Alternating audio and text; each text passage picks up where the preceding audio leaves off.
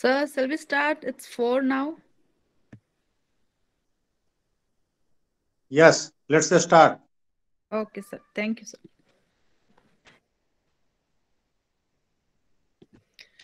Good evening to all, and welcome back to the second day of 3 days online workshop on Arbuscular Mycorrhizal Fungi, taxonomy and biodiversity, taxonomy and propagation.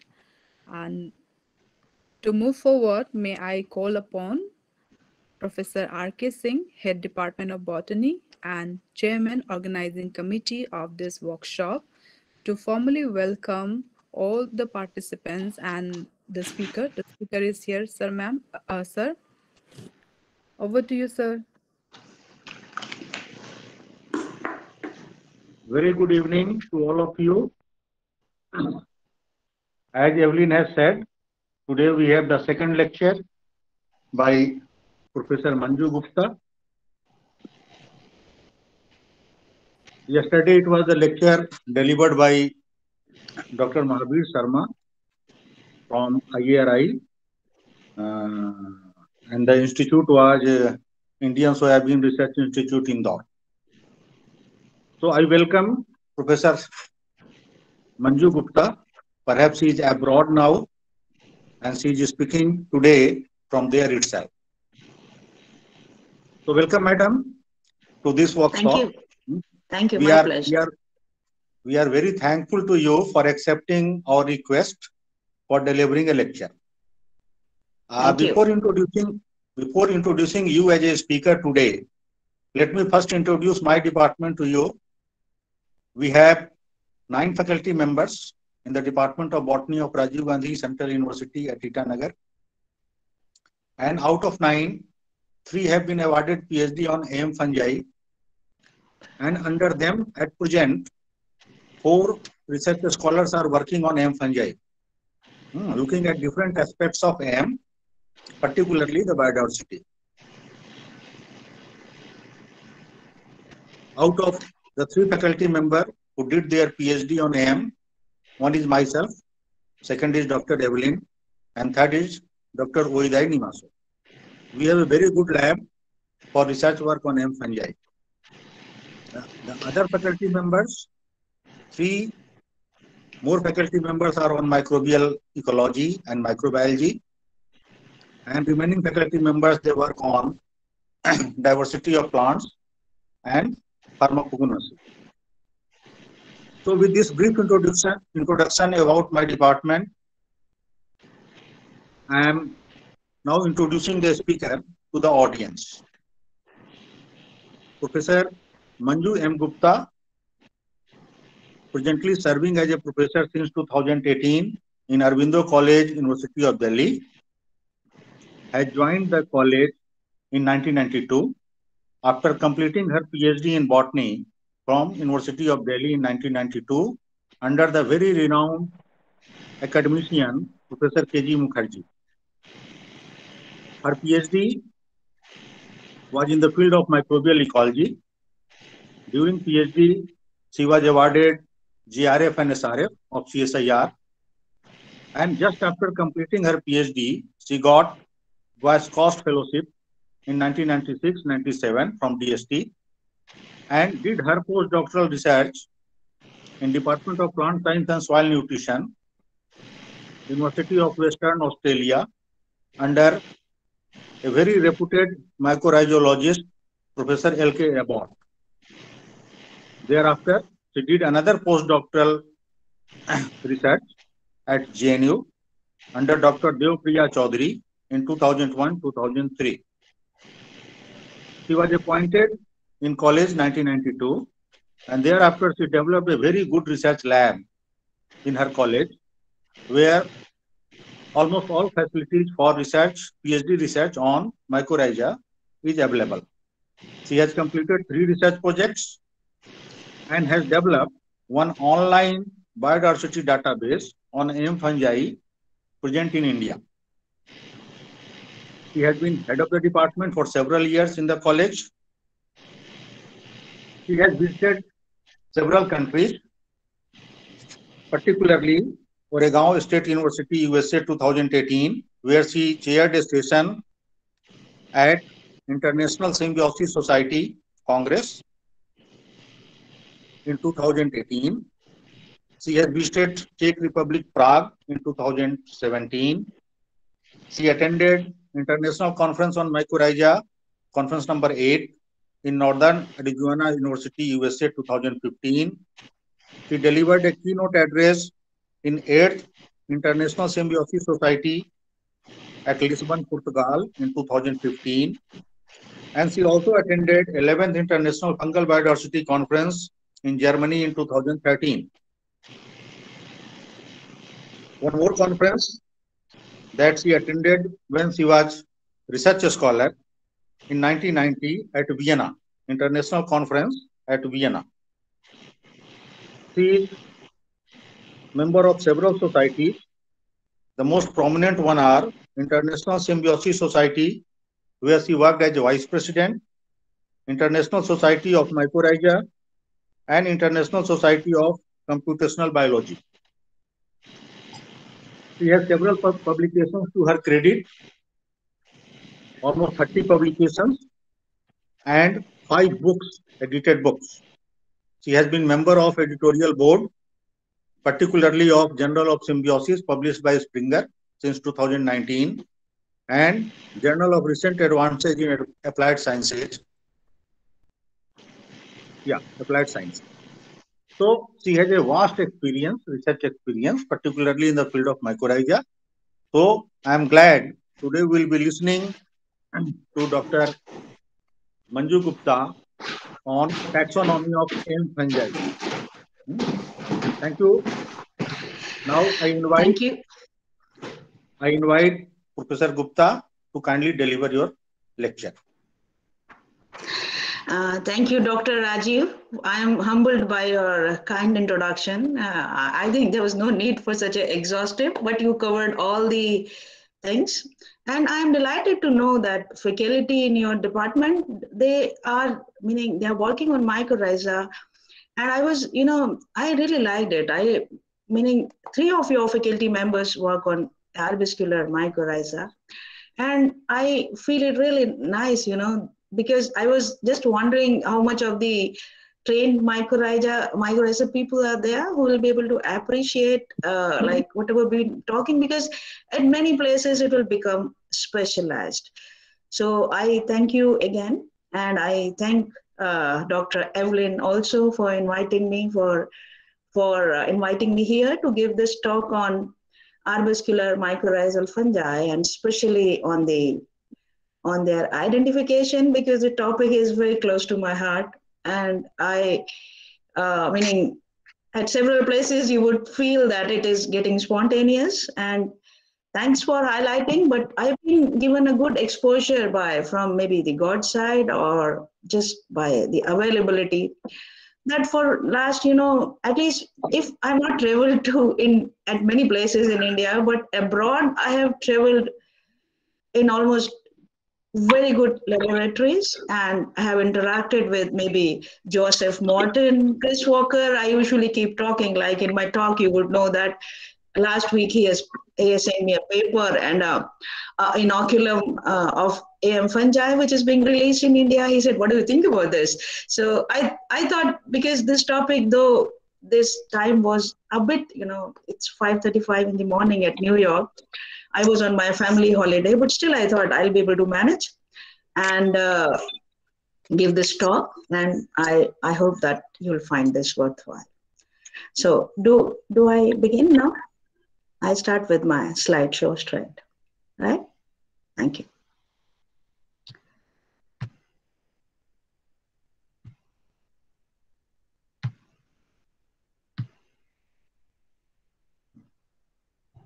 So, am I audible to everyone?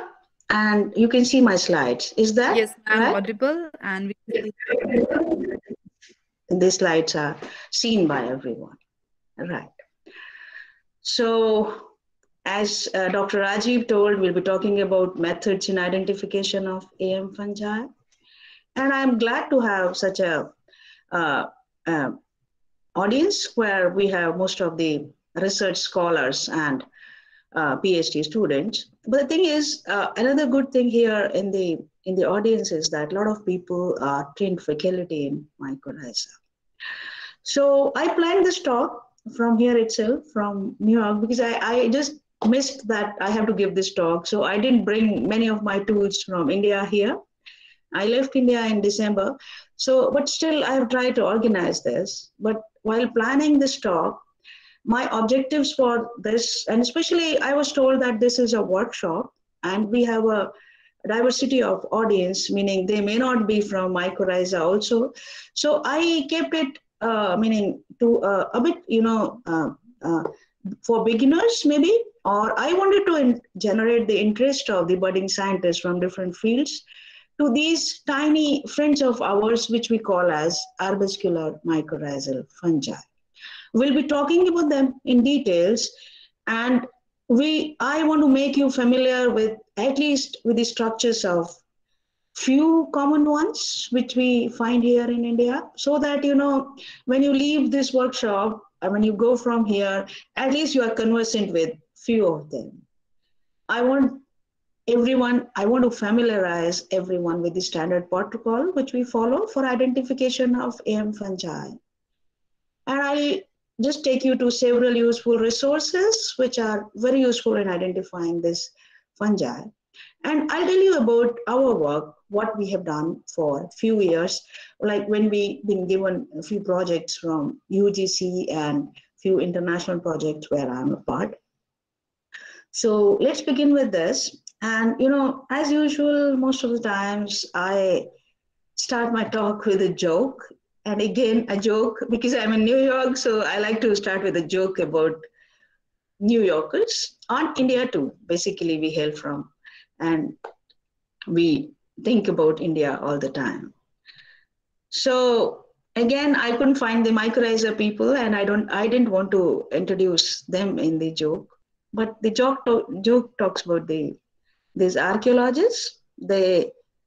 The archaeologists from France, and they dug down 10 feet down, and they found what? They found that there were copper wires dating back 200 years. They concluded that the French ancestors of they were having telephone network which was 150 years old, meaning the French people were using telephone network 150 years before. So not to be outdone, New Yorkers felt a competition and they followed. They dug down 20 feet instead of 10 feet, and they found that they had copper wires which were 250 years old. And then in the New York Times here, there was a news saying that the high communication network has been discovered, and it was discovered 50 years earlier than it was discovered by the French people. It is usual in science that we have competition, we have extrapolation of things. And when this news reached to India, what did we do? The archaeologists from India, next week in the local Delhi Times, they reported that after going down to a depth of 33 feet in Delhi, they found absolutely absolutely F the prom, and therefore concluded that Indians 250 years ago had gone already wireless, meaning there were no wires reported, and they could interpret that we were wireless. Yeah, I think it was a laughing this thing for me, and because I'm going to tell you similar situations, good start from my side, and I'm going to tell you several similar situations that how the studies in mycorrhiza nowadays, they are better, but just few years before how they were the international joke. So let's begin with this. And I start with straight about my work, which I started in 2013. And in 2013, we took up a project. It was a small project, Delhi University funded project, with undergraduates, and we begin with analyzing the state of AM fungal diversity in India. And we studied this at several states. Sorry, I couldn't hear. Any problems with this? I hope there are no problems and no questions. So we were doing it in India, and we collected samples from 50. Ma'am, you have muted yourself. You have muted yourself. We can't hear you.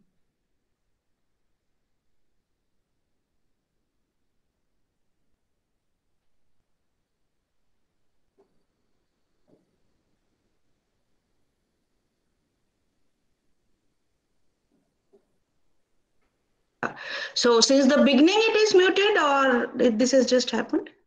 Just happened just Okay. now, and the slide has gone, ma'am. Slide is gone now. So you can see the slide now? Yeah. And this is where it went muted, okay? Yeah. Right? So I start from here again. So I was talking about my work, and where we were analyzing and assessing the status of AM fungi and fungal diversity in India. As Professor R.K. Singh told us, I have two backgrounds, One is the AM fungi, of course, that lies very at bottom of my heart. And the other one is bioinformatics, meaning I have trained myself very well in computational resources apart from these fungi. And these studies, this sort of knowledge and background really helped me. While studying these, assessing this AM fungi, we were using all computational knowledge which I had by that time. And we collected all these 64 references, and we had our own samples also. And what we concluded is that we have 148 species of AM fungi occurring around in India, which have been reported properly, and they belong to 21 genera, which is much less than 341 described from the world in total. So we just had 148 at the time, and we found that 7 of these belong to Funneliformis, 1 to Septoglomus, 48 to Glomus, and maybe 27 in Acolospora. So from that paper of ours, maybe it can be seen that they belong to 21 genera. And we also, we could do the quantitative analysis. We could calculate the abundance of different species apart from their geographical location. And we found that the Glomus is the most commonly occurring or most commonly reported species, the genera, and it is represented by 48 species, which was followed by Acolospora and Scutulospora. We had Funneliformis mossae and Rhizophagus fasciculatus. Those were reported to be the most common species. And I told you we did it with MLXs and SQL Server, and we could analyze the abundance at every step. But I tell you again, where is the joke, and what was the problem, and what was the situation that was existing?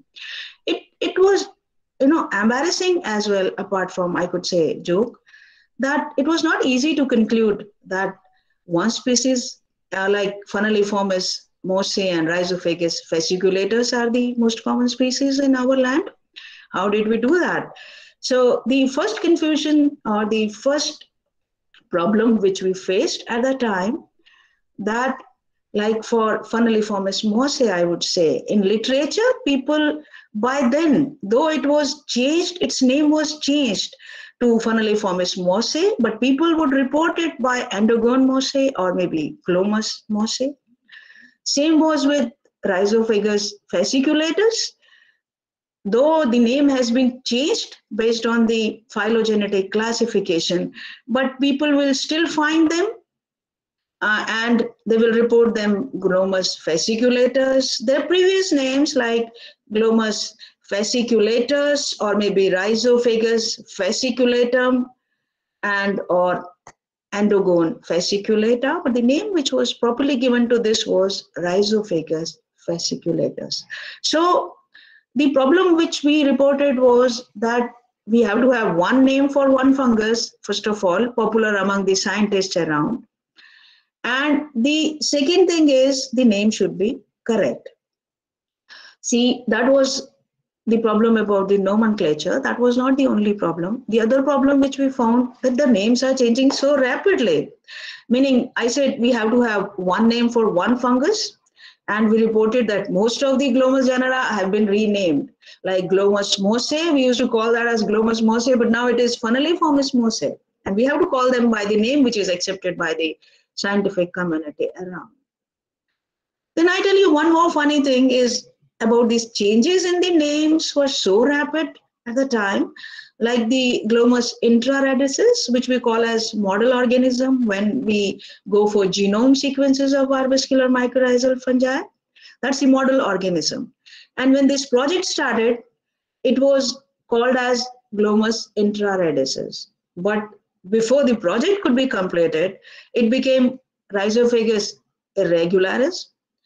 And before that, the name was changed to Glomus intraradices and then Rhizophagus irregularis. And in between two names, so two more names came. One was Rhizoglomus instead of Rhizophagus. But now finally it is said to be called as Rhizophagus intraradices, even not Rhizophagus irregularis. So there was so frequent change in the name, and that was coming. Why? Because the authority, no proper, things were getting followed. So the other thing which we reported is that the names are changing so rapidly, we have to have one name for one fungus. I have taken just few snapshots from few papers, which I thought would be worthwhile when we're talking of these fungi to be mentioned. Like there's one from this paper, Redeker et al. He reported this statement, he said people are studying the identification of fungi. They're talking about AM fungi. They are giving them names, but when the names are being explored, like in a recent case in which the type is almost uninterpretable, is that of Otospora boreae, which was described by O'Hill et al. And it was examined on loan from the herbarium in Zurich. O'Hill, everybody knows that he works in Zurich laboratory, and from where this spore was lodged, and when they were asked to provide the specimen so that it can be explored further, the specimen available were the dead. They were in very poor condition, and they could not be explored further. So when this new name was coming, it was uninterpretable for the other scientists. Another example reported in the paper, which says a recent species of Denti scutata, nigerata, which came from India. And they said the holotype, it is written that it is holotype and it is deposited, but on personal inquiry from S.W. Khat and P.K. Sharma, they told that no such specimen exists in the Goa University. I just don't want to offend anyone, and with due respect to all the scientists occurring around, I am just trying to explain the situation which existed in studies of mycorrhizae. I'm not talking of very old situation. I'm talking of 2013 and 14. Right?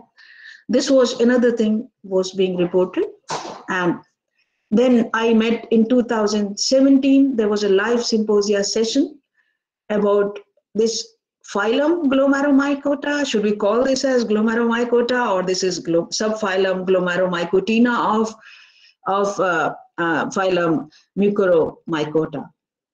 See, I just took this picture of mine. I was not in the position to talk much about it because they were very senior faculty, but I still thought I could introduce you with, I have a cursor here. This is Ruther Sussler. He was there in this symposium because he described this phylum Glomeromycota.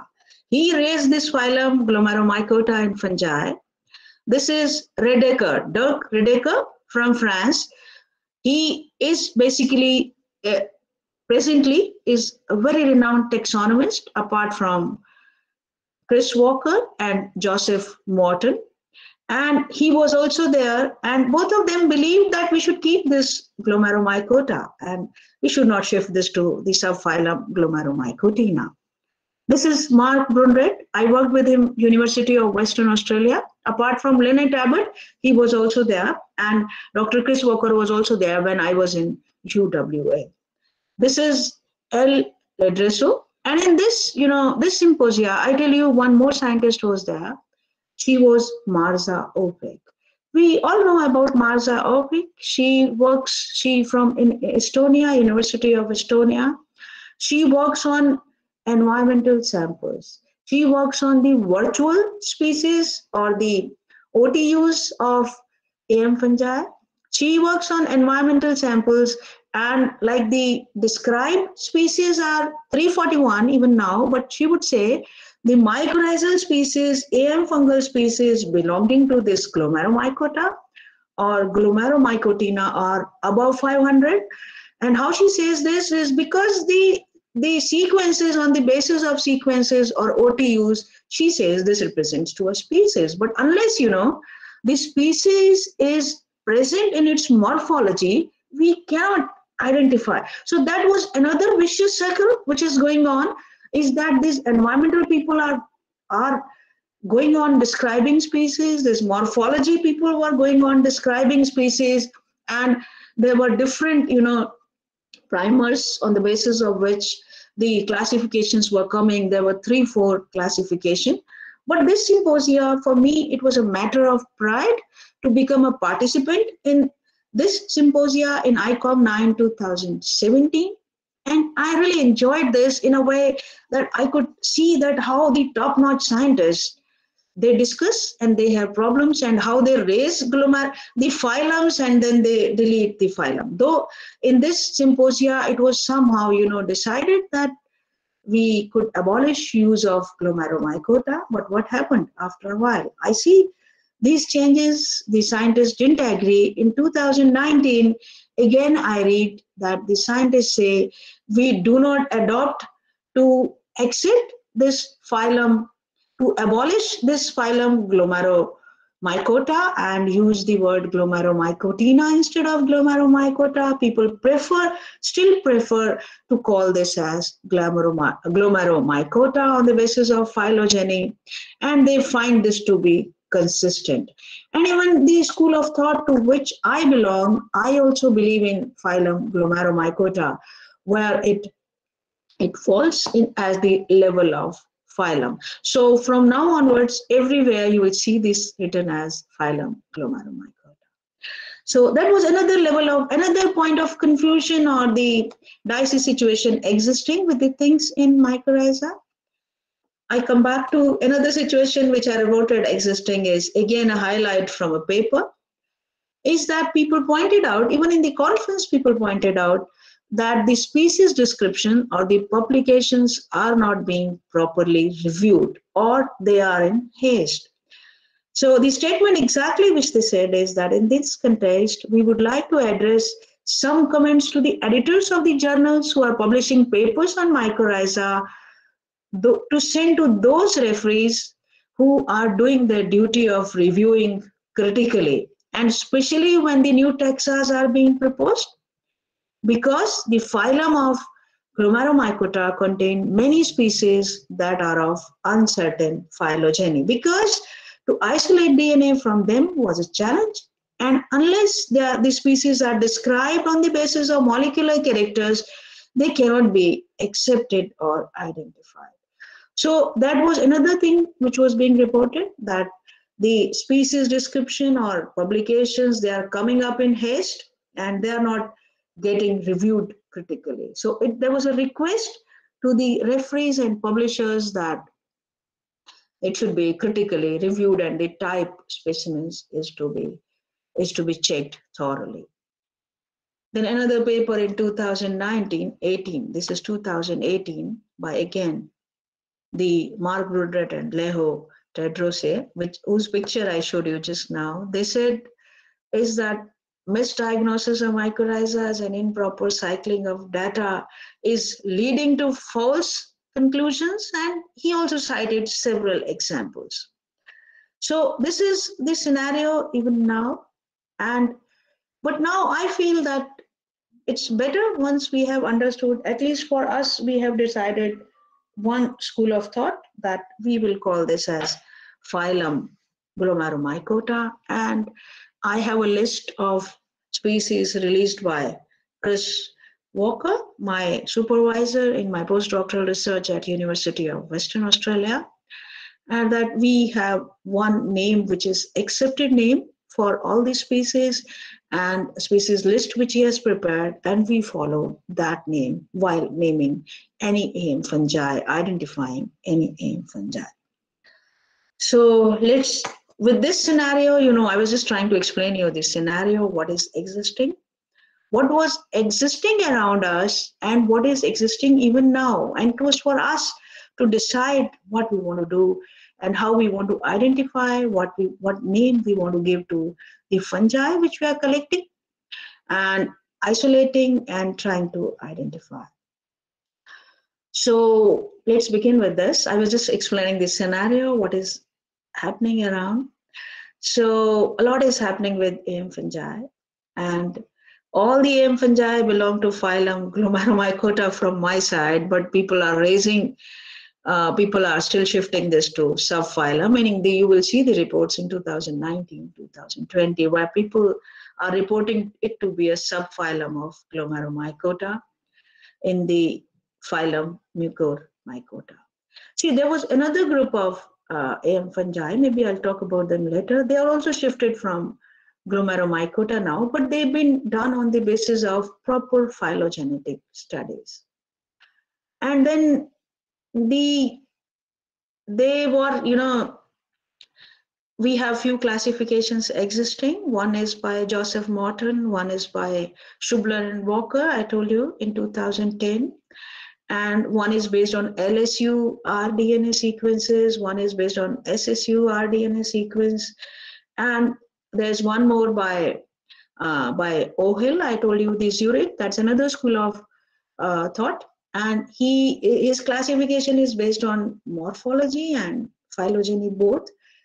But to me, and generally, I found the classification, and we somehow decided to follow this classification given by Schubler and Walker 2001, which is based on SSU rDNA.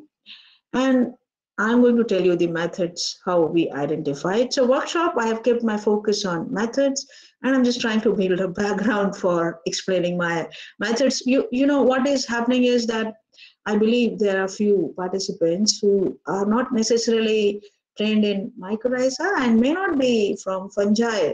So I try to keep that simple so that everybody appreciates and is ready with questions, whatever they want to ask. So AM fungi, based on their presence of arbuscules, earlier they were called as AM fungi, but because our vesicle is not always present, V is removed, and now we call this as arbuscular mycorrhizal fungi, because arbuscule is the feature which is present in all the AM fungi. And I told you there exists a lot of turbulence about their names, taxonomy, and publication of species and the type specimens which need to be deposited. So again, we came to the consensus classification where there was a paper by Dirk Redeker, Luther Schubler, Hert Strozinger, Sidney L. Strumer, Joseph Morton, and Christopher Walker. I really like this picture of mine with Joseph Morton, whom I met at 8th ICOM in North Arizona University 2015. And these ICOM people had invited me for my talk there. And it was just a pleasure and a blessings from God which came to me. And again, I organized a talk by Professor Chris Walker at my institute. Again, because of this online and COVID times, I could do that on 4th May 2020. And Professor Chris Walker, they joined and they addressed our students about the problems and this nomenclature code, meaning that how important the type specimens are and how should we maintain them and which code is to be followed. So with this all background happening around me, we had the consensus classification which need to be followed. So I'm now going to tell you what are the main features of this consensus classification broadly. Is that it believes in monophyletic phylum, Glomeromycota. It's a phylogenetic classification, and the phylogeny could be traced back. And we have 4 orders in this: glomerales, paraglomerales, archosporales, and diversisporales. We have now 341 species, but when this consensus classification was proposed, by then it was having 228, and now those at that time were grouped into 25 genera, but now we have more. But Glomus is not a monophyletic clade, it's a polyphyletic in itself, and lots of genera from Glomus are getting changed, meaning they are being redescribed and given different names. They are still in the process. I can tell you several examples where the Glomus is changed to Funneliformis, Septoglomus, and Glomus. There are several names coming up from this based on phylogeny. And the conclusion of this consensus classification is that the morphospecies concept is difficult in AMF, and it must be combined with the phylogenetic concepts. So we must have sequences before we describe the species. This is what was made mandatory at the time, and after that, meaning it became a bit more tedious working with AM fungi in a way that earlier also there were lots of problems, like the structures of AM fungi, they're not consistent, the spore walls you cannot observe very often on the basis of which we identify. But to get DNA from them, to amplify and then get their sequence, again, another challenge. So how we address that challenge and how do we go about it, I'm just going to tell you that in details in the second part of my talk. But in this first introductory part, what I'm trying to do is I am just introducing you these AM fungi. I will try to tell you about few common genera, what do we observe in those, and then I tell you what is the scenario existing. Again, with the help of some of my publications, I'll take this forward and just tell you where do we exist now, and then you'll be able to appreciate the type of work which we must undertake when we're talking of AM fungi. So again, this picture, why I have taken this picture and why I want to show you here is that we all know that AM fungi are ecologically and economically very, very important. And yesterday itself, I was attending Professor Sharma's lecture. I just came in, I just wanted to listen to what is happening. And it comes in the market. It is available for all the farmers. And this is one example of a inoculum which is being sold in the market. And what is this, right? I took this print screen, this snapshot from the market, the website of these people. And why I especially chose this, because my teacher, Professor Chris Walker, he sent it from there, from Royal Botanical Garden, Kew. He said, can you look into this, that they say they have 3% AM fungi, and they have in this present this Glomus microaggregate tune, right? So do you see this name anywhere in the list, or is this species being described by anyone before this one? So this is the state of market of AM fungal biofertilizers which are being sold. And there are few papers taking rounds. I'm just talking about taxonomy here, but if you talk about their economic importance or their use as biofertilizers, we have to be very cautious, not only about their identification, about their productivity. So there was one paper of mine which came in 2020. I critically reviewed this scenario of economic assessment, meaning economic application of AM fungi, and it was a privilege again to work with Lynn for this paper. And we critically analyzed how we can explore the economic benefits of AM fungi, AM fungal symbiosis. This paper was published in Symbiosis, where I happen to be in the editorial board. So it was an invited paper, by the way. So what happened is, what did we find in this? What did we report? Is that, see, not every AM fungi is giving you positive result. The benefit of AM fungi are context dependent, meaning in certain situations they will be good, they will give you growth yield, but there are equal situations where it is going to give you growth depression. So it is context dependent and could also lead to growth depression. What we must consider before applying these fungi in the fields is the native microflora, meaning from ecology point of view also, when we apply any inoculum in any agricultural soil, we are disturbing the ecology of that agro ecosystem by introducing an additional fungi. We must consider the native flora for these inocula production and how we must understand what flora is present and how do we multiply that. So again, we come to the same question, the taxonomy. We will not be able to go far without understanding the taxonomy of these fungi.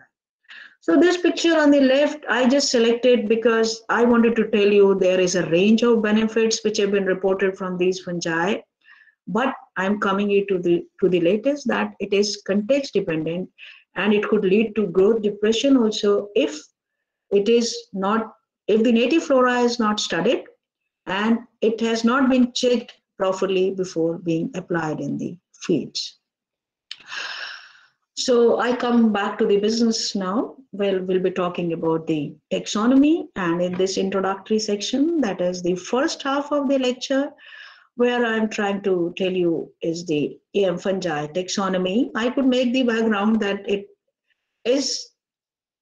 could be very confusing. You have to decide for yourself how you are going to do it, and to get to get the maximum benefit from these promising fungi, we have to be very careful and in touch with the people who are expert in this.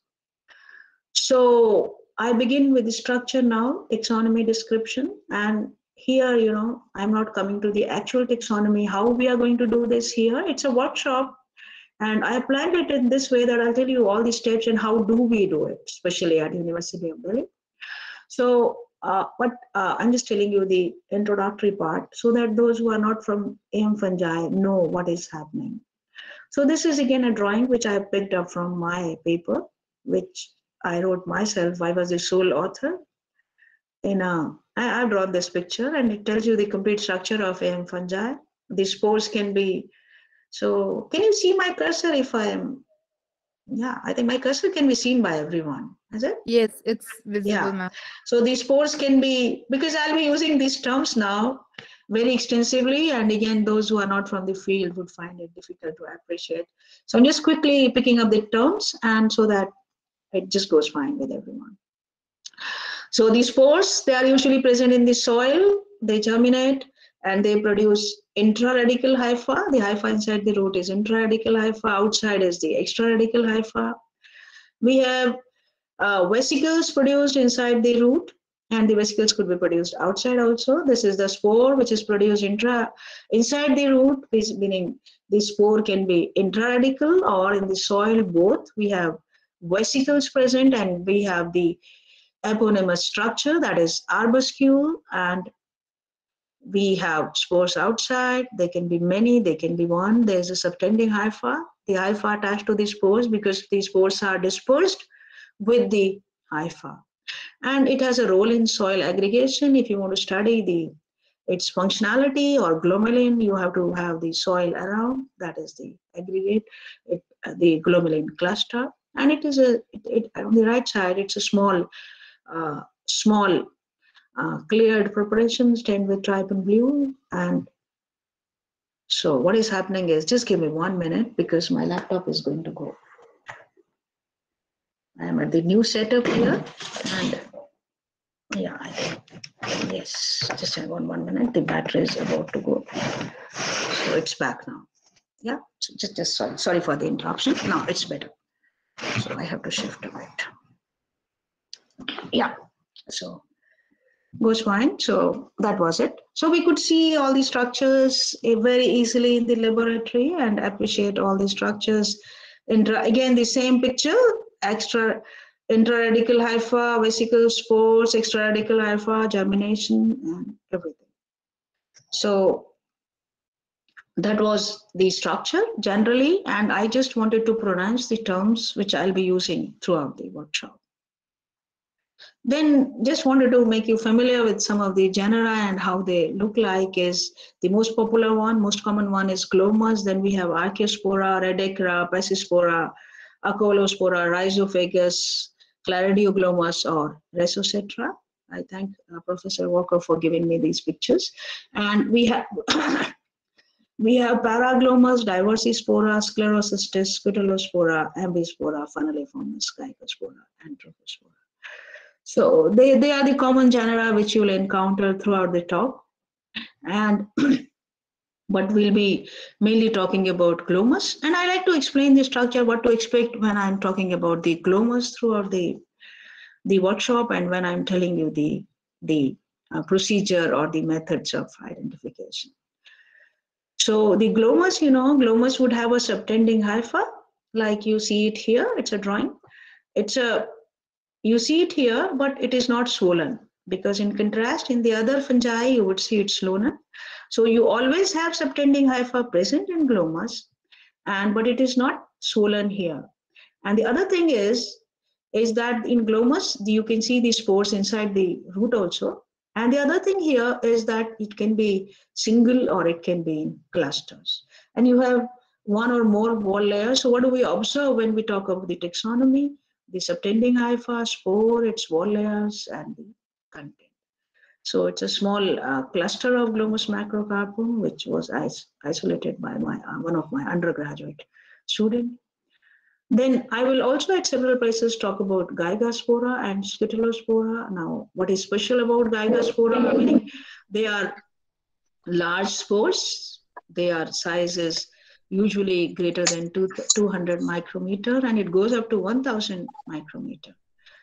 They have bulbous, I was telling you just now, just by the size, because they're huge in size, and they have a bulbous subtending hypha here. That is the main feature on the basis of which we could identify. So whenever you see the pictures again, you should observe for this bulbous hypha.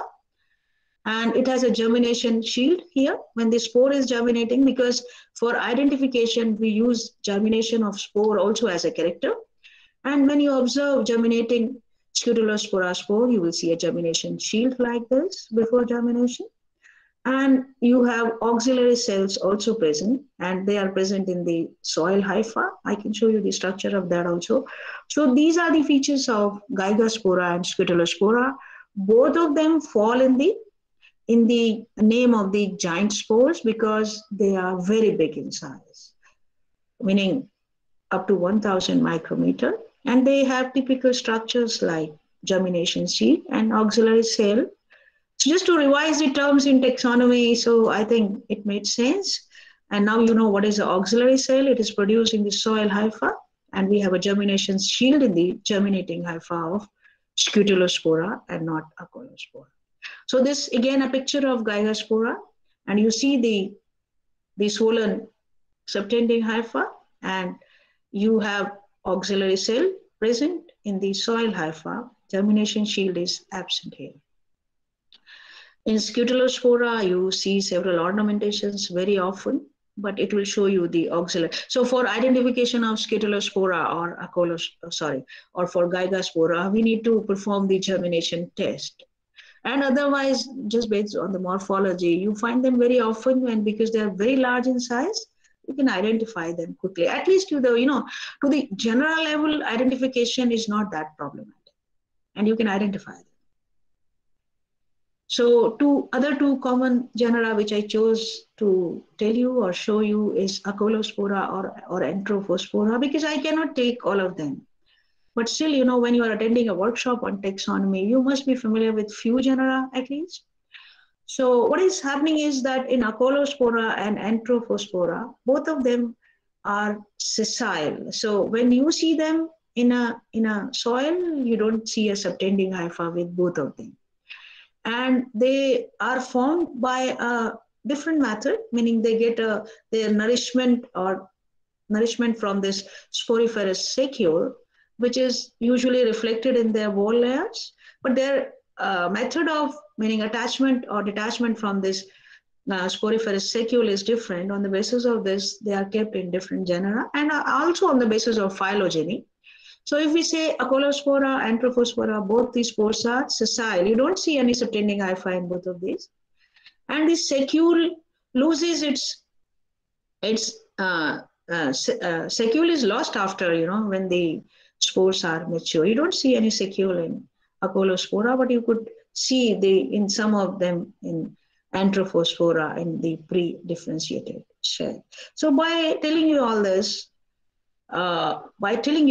what I could tell you is that you will mostly see Glomus. You will be able to at least pinpoint in your light microscope that this could be Gloma, this could be Scutelospora, or this may be Gygaspora, just basis of the size. And if you don't see any subtending hypha, you could say maybe it is Acolospora or Anthropospora when we have no subtending hypha. And then we go into the details of making slides, and that I'll tell you in exact steps. But still, I could form a image in all the participants, in all mind of everyone, what to look for when we are talking, at least the common genera, which we have distinguishing feature. There's another thing, where I worked at the University of Western Australia, which is included in mycorrhiza even now, arbuscular mycorrhiza. Those are fine endophytes. Earlier they were kept, this is my paper with Lynn again. I always take this privilege in publishing papers with Lynn. And is fine endophytes. They earlier were kept with Glomus tenuis, but now they've been removed from there. And their feature is that their hypha is very thin, roughly 1.5 micron in diameter. These are a few pictures from my paper because it's an old paper and we published it in black and white. So the branch produces, meaning it has a typical fan-like structure. But the most important thing is that, like Scutelospora is the other range of the giant AM fungal spores. This is the other side where we have less than 20 micron of spore size. But now they are removed from Glomeromycota based on phylogeny. They come under Zygomycota now. So with this one, I just like to wrap up this introductory session. And I think how much time I have taken for this, I would just like to know. Where's my phone? So I'm just on time. I took half of the time for this one, and I'll devote rest of the time for the methods or the procedure. For procedure which we follow for identification, or maybe the exact steps how we do it in our laboratory. I'm going to demonstrate you that online. But before I go further, I hope I have made a background of the scenario, which classification to follow and why follow, and what to look forward to inside the root or the soil, and what to collect. So the forward with this, ending up this first section of my talk, is that I'm saying that the time has come and the taxonomy is not easy, especially the taxonomy of AM fungi. We have to follow the morphophylogenetic classification. And I pointed out that we follow the classification given by Ruther and Schubler and Walker. And we believe in the phylum Glomeromycota rather than keeping it to subphylum Mycorrhizae, but it becomes your personal choice, because at the level of phylum, it doesn't disturb anyone. You can decide accordingly which one you want to follow when there are so many people proposing lots of things. And I also, I can show you while identification that we follow the names given by Schubler and Walker in the species list published in 2010. So with this, we reach to the next step. I could attend the questions if anybody wants to ask any question. Otherwise, I straight come to the method, how we identify the AM fungi in the morphophylogenetic spore identification which we follow. We go ahead.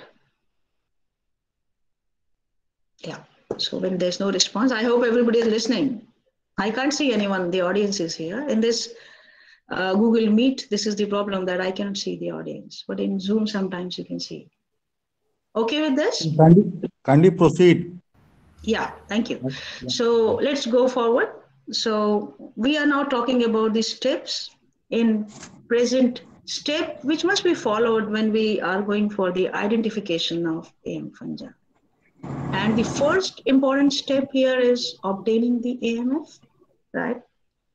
And in obtaining the AMF, we usually start with the field samples, because if I'm starting my study in Delhi, I will go to the fields in the Delhi and I will see which all fungi are existing here. Or maybe sometimes when you are exclusively working on fungi, you might start with a culture with already, the trap culture where the spores have already been multiplied. But whatever you start with, you must have the live living material with you. So if you are starting with field samples or with maybe the cultures, already cultured samples of spores, you must pick the live samples. Like by this stage, I mean, is for DNA isolation also, you will not be able to do anything. So the first step in obtaining the good sample for AMF is that you should be able to distinguish between a live spore of AMF and a decaying or the dead spore, because that is going to trouble you and that will lead to inconclusive results. And again, you will not be able to isolate DNA from those.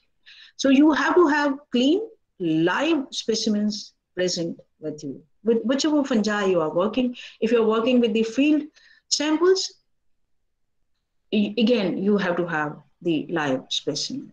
So we must not use these spores directly from the field. Why? Because they are not healthy, they are not viable.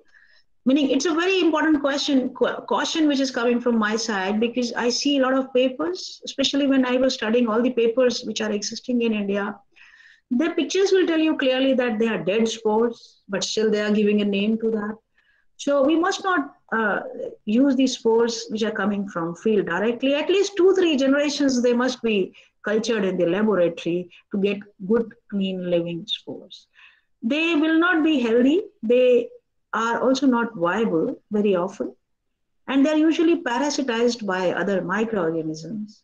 And if you try to observe them, they have lost all their taxonomic characters, like soil chemistry, temperature, etc. They change, the microbes present, they change their appearance. So it will lead to wrong identification. And they also give you wrong data in a way. They just represent those species which are able to colonize at that time. They were able to colonize and they could be reported. But there are several species existing in that situation which would be missed out if we don't make a trap culture. So after having procured this specimen, like if you are taking a culture, purchasing a culture from lots of places which we have now for already identified species, or if you are beginning with a field sample, there is no options, you have to raise cultures. Again, that's a picture for single spore cultures which was raised in our laboratory. We usually use maize for this one. So because AM fungi are obligate symbionts, we all know, so no exenic cultures are possible. We must go for, that is why, people go for shortcut, because it's a very lengthy and a cumbersome procedure. So we must go for pot culture. And in pot culture, we have a very high, because it's a very labor intensive process and time consuming also, meaning you have to have a sterile soil. And because I remember in UWA, I used to sit in the growth chamber in their poly house, and then I used to, the buckets of the soil. They used to have a very big autoclave all the soil and then fill them in the pots and then water them so nicely. So raising culture was a very tedious job. And it requires a generation time of 10 to 12 weeks depending upon the host species. And variety of hosts can be used, but I said we usually use more maize here in India, meaning in my lab at least.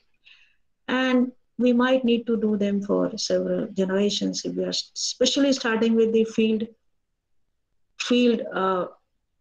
samples. And we have different options for raising cultures. It's your choice. Maybe you could use simple soil trap culture where you take the soil either from wherever is your interest lying, if it's a culture or if it's a field sample. You take some part of the soil and then you transfer this to the already sterile soil or any other material, any other medium which you are using for multiplying your inoculum. And then you can uh, grow a host plant in there, either seeds or seedlings, whatever you want, and then wait for 1 to 6 months and you get a culture. But I tell you, this will not be if you are using a already cultured, it's okay. But if your sample is coming from field, it will be a mixed species pot culture because the soil will have many spores. And again, some will multiply, some may not multiply, but it will be a mixed species pot culture.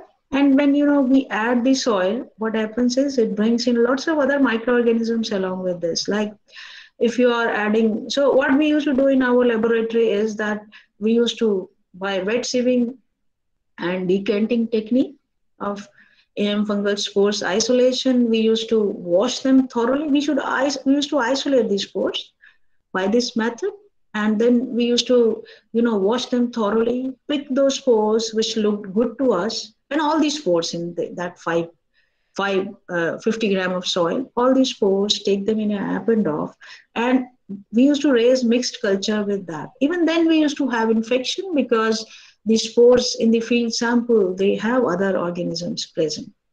So in the first generation, you get a mixed species pot culture, and you have to raise it to several generations if you want to identify, you want to use it for taxonomy purpose. Because I was doing the abundance study also, so for me it made sense like several times.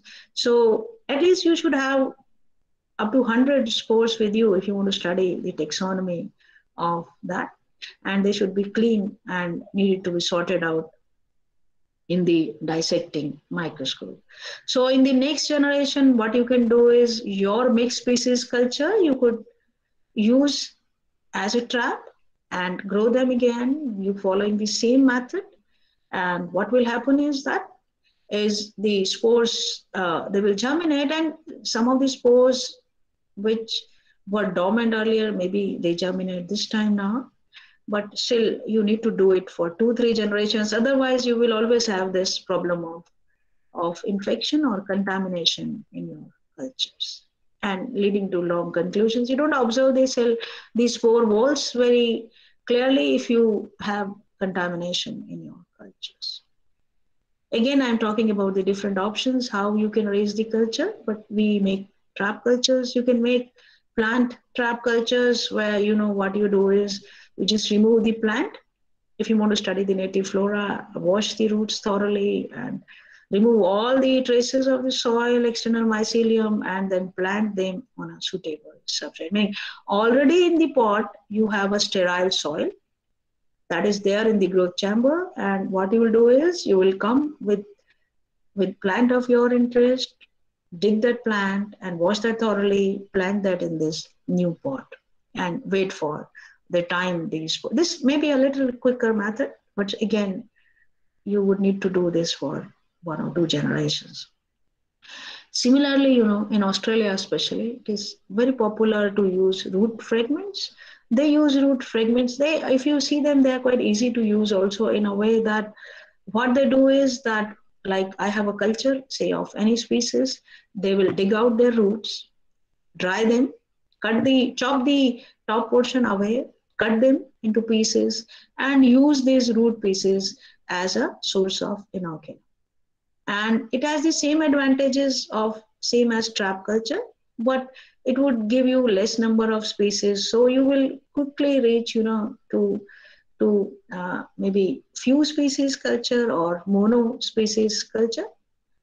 So there's another option which I just missed out while writing this, is monospecies culture also, where what you do is you raise the culture of one species, meaning in the dissecting microscope, I told you the characters of Glomus, at least you can make it out. This can be Glomus or this can be Scutelospora. They look very large in the dissecting microscope. So what you can do is you hypothetically you can visualize that this could be one species, multiply them, and then by one generation maybe you would know that now that species has grown. So then you can make a culture of one species only, that we call as monospecies culture. So there's another option which I have written here is single spore cultures. What are single spore cultures is when we raise a culture for one species from a single spore. Because in single spore culture is, I said earlier, we could keep about 100 spores as inocular, but in single spore culture, we use only one spore as a source of inoculum. And what happens is that spore may be dead very often. So you have a very poor success rate in this, about 2%. Or that is why we had to raise so many plants, so many pots, and we also got, but we could raise for a few species, these single spore cultures. And they are the main ones on the basis of which we could identify the taxonomy. For taxonomy especially, I would say if we could raise a single spore culture, but the limitation is that not all spores are going to multiply and give you a single spore culture. So this is the best, otherwise you have to manage with monospecies culture. At least you should have that if you are talking about a species identification. All right with this. So I had written few tips that if you are going to grow cultures, if you're planning to raise cultures, you must, follow the several ethics or several shortcuts. And because it's a lengthy process, if something goes wrong, your 3 months and 6 months are gone without anything. So we must wash the propagules very thoroughly before, we use them for a starter culture. And, the normal source of contamination for in any fungi lab, all those precautions need to be taken, meaning it should not happen that you are touching the pots or anything with finger to assess the moisture level or anything. It will lead to contamination once again. And the other thing, because we use them in big poly houses very often, but the growth chamber is the best. But if you are doing them in poly houses, again, you have to be very careful that the insects and mites are not carrying propagules from one pot to another. And similarly for watering, you have to be very soft so that it doesn't splitter your soil from one pot to another. And in Australia, in UWA, when I was raising cultures, I was used to add measured amount of nutrient and water, and that too very gently in the cultures. And then we keep them on a bench rather than soil very often. Why? Because the soil might have these mites or other things which could bring infection in your pots.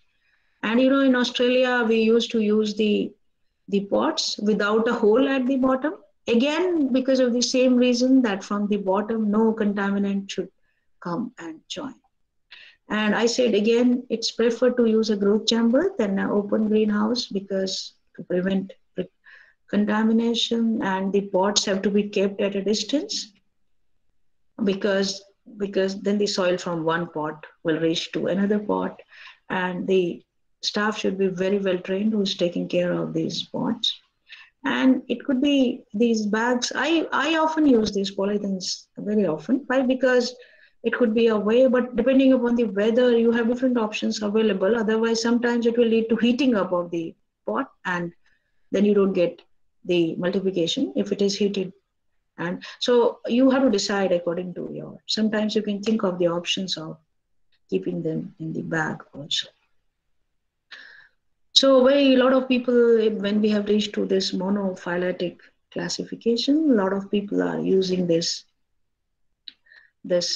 root organ culture also. I have not tried this, but this has really been helpful in reaching to this phylogenetic classification of AM fungi. In the beginning, the spores which were produced in this were of much better quality for rDNA amplification, but and this also gave the assurance that the DNA which we are getting amplified is not non-AM fungal DNA, but it still has disadvantages, because sometimes in these cultures we produce much smaller spores in size, and it has not been possible. It doesn't work for many species.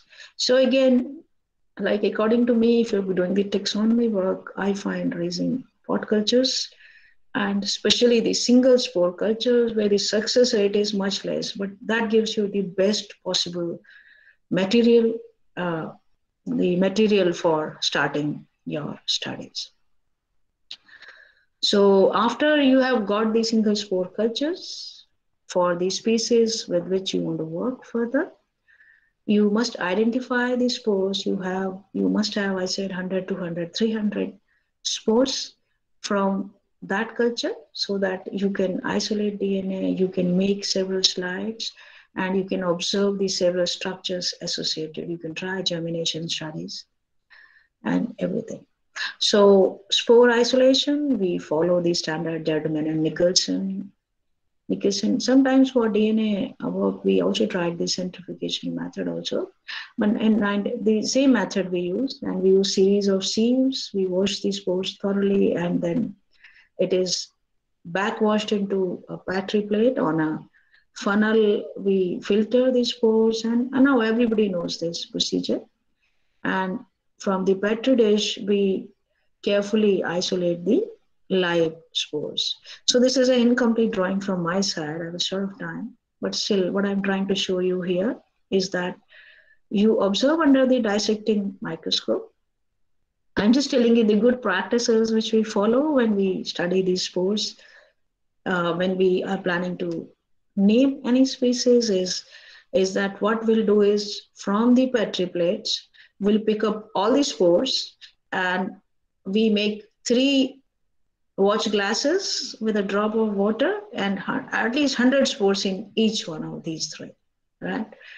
And then what we do is from the one, we make 5 slides.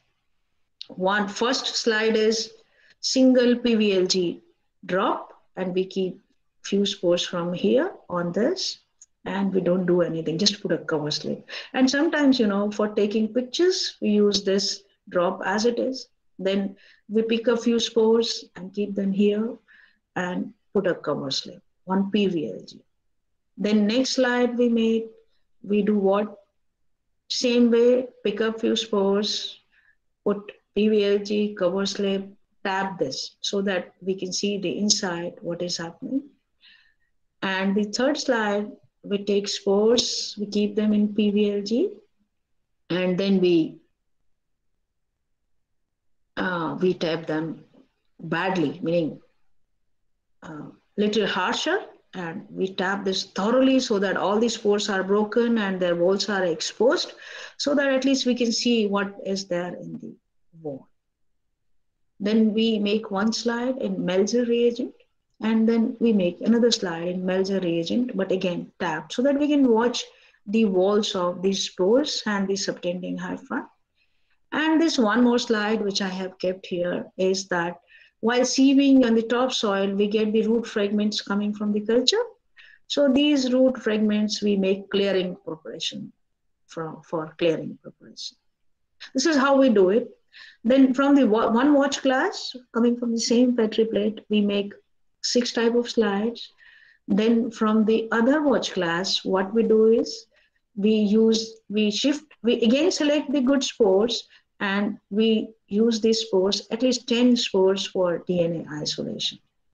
So what we do is we again select from these in an append-off and keep them in an append-off, and we use those for DNA isolation so that there is no scope for error of any type. And this third watch class, what we do with this is we take them back in a new sterile pot and try to multiply this again so that we have enough of specimen with which we are working for identification. So following this, we could identify, but by now we know that we cannot trust on morphological characters. They are unstable very often. And one species is known to produce several morphological types also. For the same species in the single spore culture also, you would see different structure. So we cannot trust them, but still, when we were initially doing it on the basis of morphological characters, we must study, and when we are reporting it in a paper, we are describing a species, we are expected to report all the morphological characters also. So let's begin with the phylogenetic analysis. How do we do that?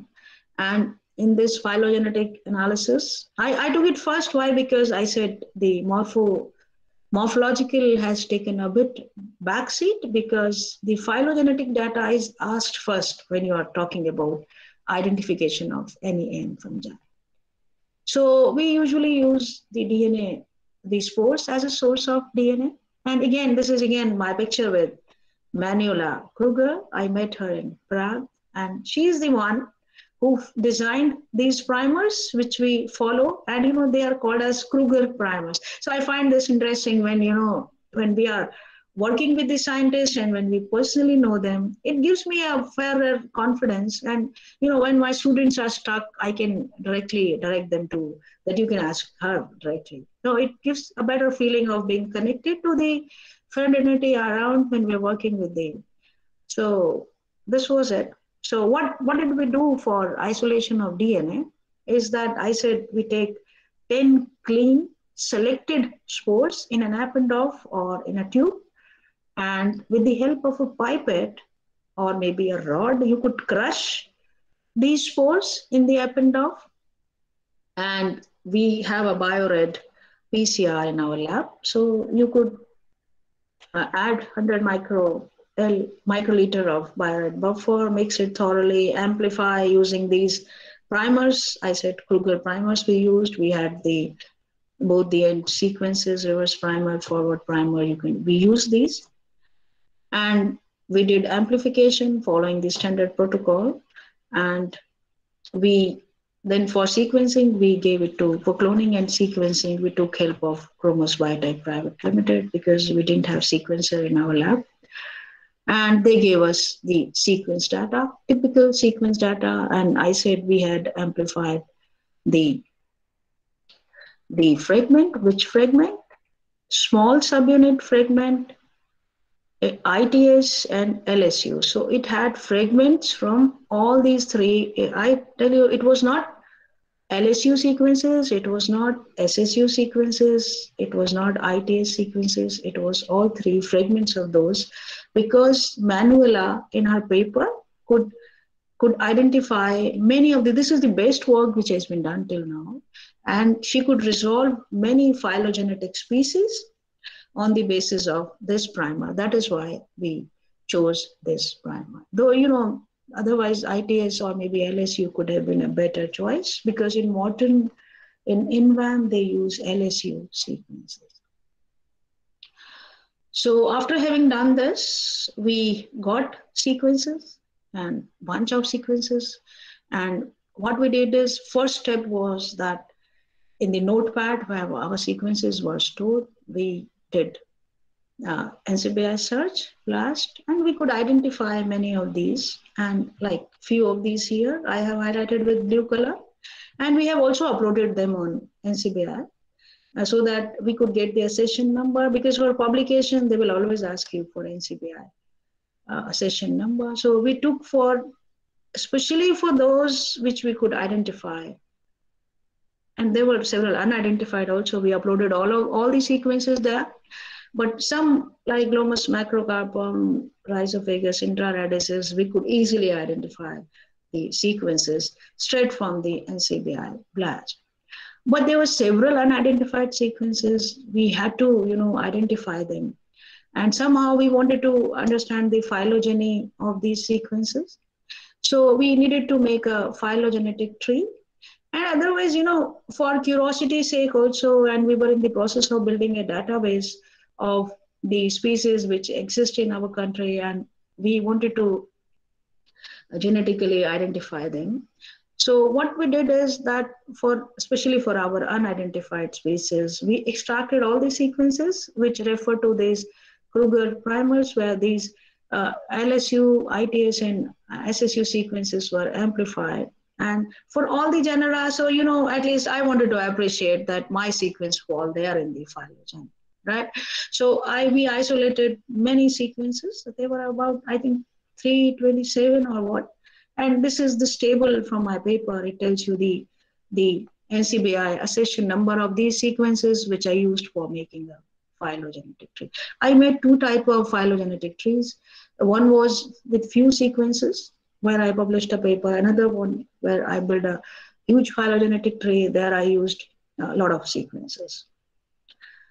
And still, I could not identify some of the species. So how do we do for building the phylogenetic tree? I said we had sequences, and we picked up some of the corresponding sequences from NCBI database. And I used MAFT, and especially I used the MAFT server at EBI, EBI. And it is quite simple to use, well, I could not, because again, I said I left my stuff in India because I store my data on a hard disk, and I'm not carrying that hard disk. Otherwise, I would have shown you here my notepad also, where all the sequences are stored. But for building a phylogenetic tree, first we have to build make a multiple sequence alignment using any software. You could do it with Crystal, you could do it with MAFT, but I did it with MAFT because it can handle many more sequences. We had huge number of sequences, and I did it on EBI, this server. And it is quite simple, like any Google, I uploaded my sequences here, copied and pasted, or uploaded the notepad, and then I made a run. And I had few selections, which I cannot tell you here because, again, I'm not carrying my notepad here, but I have the result with me. So this I used for multiple sequence alignment, and for making the phylogenetic tree, I used RAXML because I tried to follow the same procedure which Manuela had followed, whose primers which we are using. So I followed the same procedure. And so she used MAFT, I said I will also use MAFT, though it had certain additional features rather than Cluster, I told you already.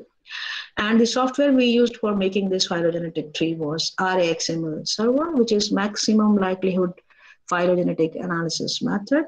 And in this, we did 1,000 bootstraps and GT-Rama model we used for bootstrapping and tree inference. See, what I'm trying to tell you with this is that the terms may be looking very complicated to those who have not worked with these, but it is not that complicated as it is seeming. So MAFT I have shown you, but I don't have a notepad. I could have run it for you, but I have the result. After MAFT, what happens? This result I got, right? So this showed me the complete sequences, and it showed me the conserved region, the one colored, which are same all through all these sequences that refer to the conserved region, and the variable region is lightly shaded because I had to take for snapshot, I had to reduce the size. So this multiple sequence alignment of 237 sequences I used for building a phylogenetic tree, right? So multiple sequence alignment is done. After that, we build a phylogenetic tree, and for building this phylogenetic tree, I have told you already, we used RAXML software, and that at Cypress portal. So this is the Cypress portal, which we use. Again, my data from here is gone, but I could introduce you with this. Here, I have stored this as a, how to go about this is, once you have your notepad. So my screen is seen, and I just saved it here. Can you see it now? This website I want to show you. Yes? Yeah? My screen is visible to Yes, everyone. Yeah, yeah, It's ma'am. visible. So I use this for building a tree. It's a online server which is available, which is I found is quite easy. And again, I said I use this because Manuela used this because I didn't want any variations in the methods used. So you could maybe log in. You can create a login for yourself, and I can show you this from my PPT also, right? And how did I do that? As maybe you can see, you have a login here. I have created a login. You can log in, and then you can have your data. I have a data file. I said Notepad, and this is the data file. I selected the data file, and I just want to make you familiar. I said this is a workshop, so at least you should get a hands-on on what is happening. So this was the data which I selected. And then what did I do is I then decided the task. And my task was to make a phylogenetic tree with this. And then I selected the input data again. It is asking me to select.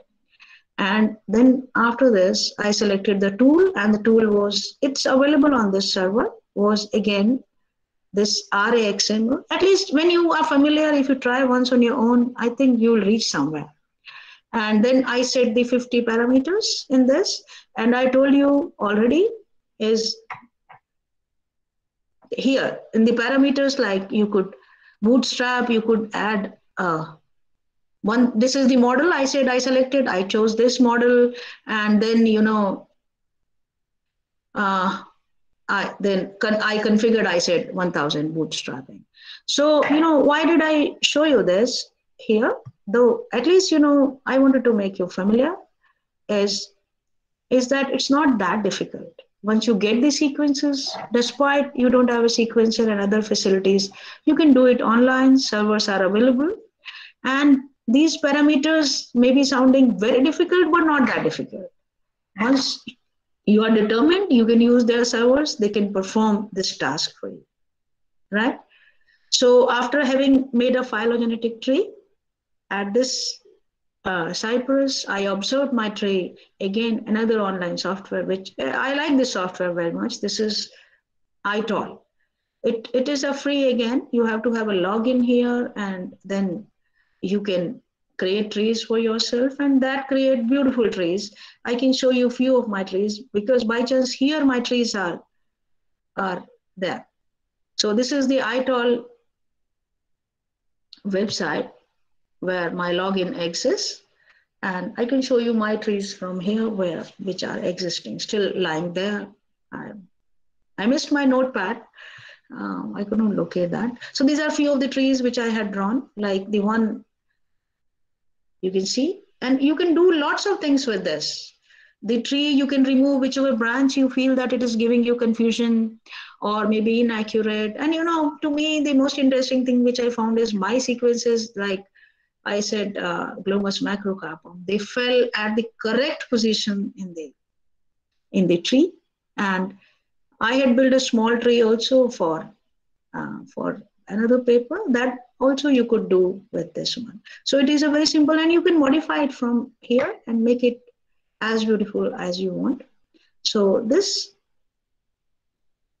tree I have built with this website, and I colored it, and I could understand and study the phylogeny of this.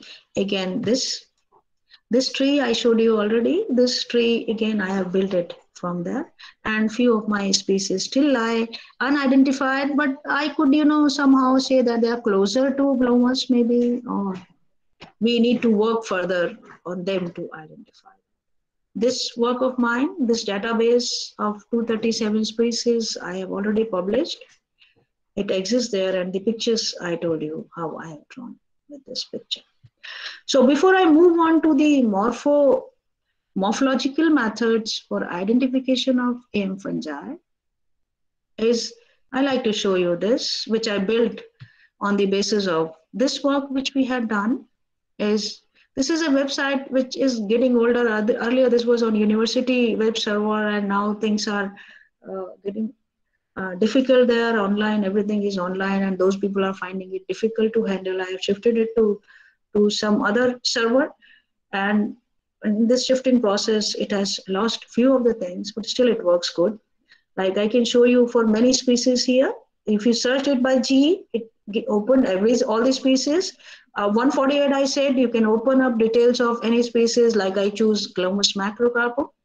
You could open that and it will tell you that there are several popular names existing for this, but you should use Glomus macrocarpum, and this exists in these many areas. You can open the sequences of this. Maybe this is our sequence.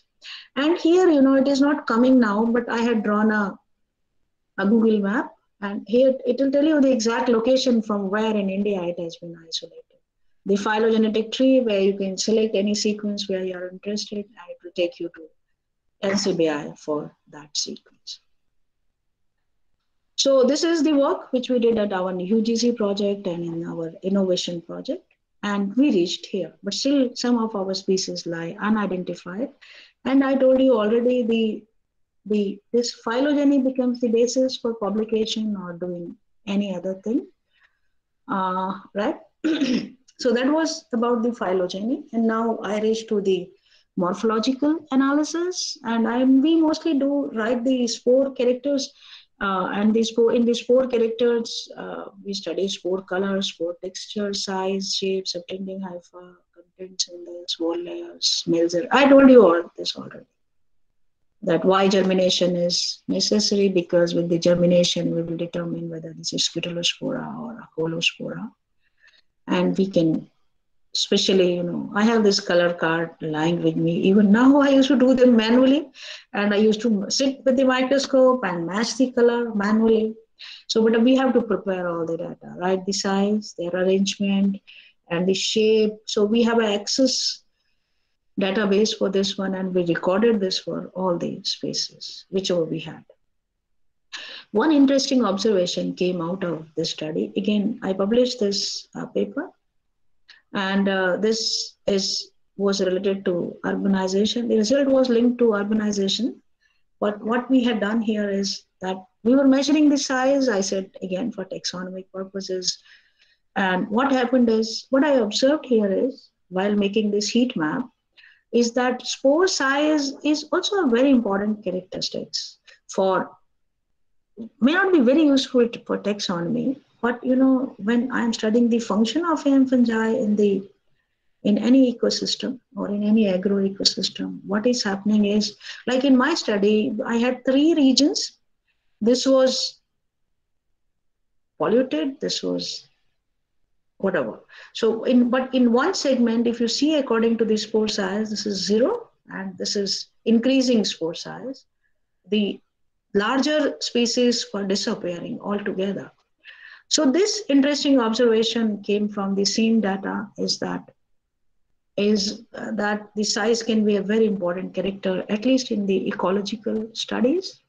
But in taxonomy, very often, it helps you in making a preliminary observation, but for reaching to species level, it won't help you much, because for species, we need to know the wall structure, subtending hypha structure, germination layer. Those are the more important structures. So how do we identify? Once we have made the table of all these characters, I said we made an access database, then how do we go to identification? I tell you. So before, again, we had clearing preparations also. I thought I will tell you, but I think we are running short of time, so I have to back up quickly. Do we still have some time? I'll take 5 more minutes and finish this. So these are the clearing preparations. So what do we observe in clearing preparations in case of Glomus is it produces typical H in the branching, and there's no clustering when it germinates. You get spores, and I already told you. So I think I can skip these slides because you know this already. So coming to identification, how do we identify? Meaning, how did we did this in present day scenario? There's one very good book by Blazowski. He's from Poland, right? I met him at Lisbon. And this book, it's a monograph of Glomeromycota. I don't know, I see a lot of online resources, and I'll show you a few right now in next 5 minutes. But I really like this book because it has big pictures, clear pictures of all the existing at that time. In 2012, this book was published, but it gives you very good pictures and very easy to identify. So we follow this book very often. All the characters, and it makes a key of the characters, like if you have this size, if it is in clusters, and it makes a key. It gives you a very good key, and with the help of that key, again, I have this, I'm not carrying this book, otherwise I have shown you that key also, and PDF is not available, but still I thought I can show you. So it gives you a very good key on the basis of which, once you have noted all your characters, you can have a guess at least which species it could be. The first guess is coming from your phylogeny, and the other, you can use this book. And one very interesting website, which I use very often, very personally, is this one. And you know what is happening is this, at this website, you have every detail of at least common species. It gives you the, I said you make 6 slides. So in this 6 slides, you can see all the details of many species, if not the new ones. So if you're studying taxonomy, I would suggest you to visit this website. This is not in WAM, but it covers many species in very good proportions, it shows you. So this website is quite a favorite of mine, again made by Blazewski. And then, yeah, it gives you the methods. Then another one, I was talking of Chris Walker, and I said we follow a species list. They have also built a website. This website, I especially I especially find this useful. How when you're describing a species, what happens is this has both taxonomy and species list. Species list, I show you species list. I think I have just made this also online. Did I store this? Just hang on 1 minute. No, I didn't. Maybe I can try. You can see my screen now. Can you see my screen? Yes, ma'am. Yes, ma'am. Okay. Yes, ma'am. Just hang on 1 minute.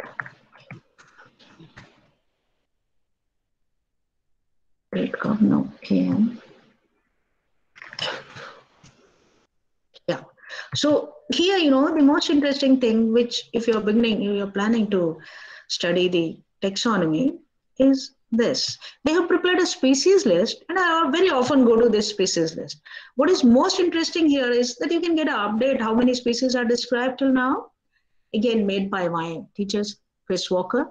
And what it does is that if you want to study any species in detail here, maybe it has a complete list of all the species.